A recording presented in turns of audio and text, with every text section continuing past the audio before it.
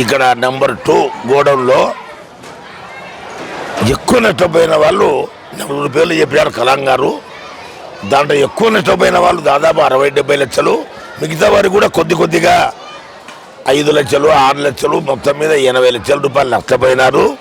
వాళ్ళు ఆర్థికంగా కోలుకాలంటే ప్రభుత్వం చేయూతనిచ్చి వాళ్ళకు చేదోడు వాదోడుగా మనం సహకరిస్తే కింద ఉన్నవానికి చేయి పెడితే అందుకొని పైకి రాగలుగుతాడు. కింద ఉన్నవాని మీద ఒక రాయి ఎత్తే అట్టే అడుక్కుపోతాడు. అట్టనే ఈ ప్రభుత్వం కూడా వాళ్ళకు చేయూతనిచ్చి సహకరిస్తే మళ్ళీ వాళ్ళు తొక్కుంటే వాళ్ళ కుటుంబాలు సాఫీగా జరుగుతాయని ఆశిస్తున్నాను. అదేవిధంగా ఎంఆర్ఓ గారికి కూడా మనం ఏమన్నా ఒక అప్లికేషన్ ఇచ్చి అతను కూడా ఏమన్నా చేయగలుగుతాడేమో మా లాయర్ గారుకి తెలిసింటుంది.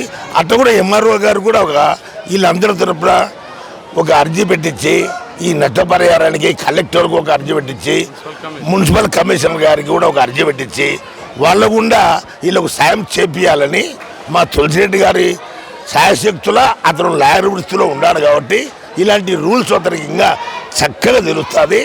అతని ఆధ్వర్యంలో మేము పనిచేస్తున్నాము. అతనే తెలుగుదేశం పార్టీకి ఇక్కడ కంచుకోటగా ఉండే ముస్లింలు ముఖ్యంగా తెలుగుదేశం పార్టీ వాళ్ళకు చేయూతనియ్యాలనే ఉద్దేశంగా మాకు తెలిసి 1 గంట కాలేదని తెలుగుదేశం పార్టీ తరఫున మేము మళ్ళీ వచ్చి వాళ్ళకు మేము సానుభూతి తెలపనీకి వాళ్ళకు మేము ఇంత ధైర్యం ఇవ్వాలనే ఉద్దేశంతో మా సోదరులకు మేము వచ్చినాము. దీన్ని కూడా మిగతా వారు కూడా చేయూతనియ్యాలని అదేవిధంగా నేను కోరుకుంటున్నాను.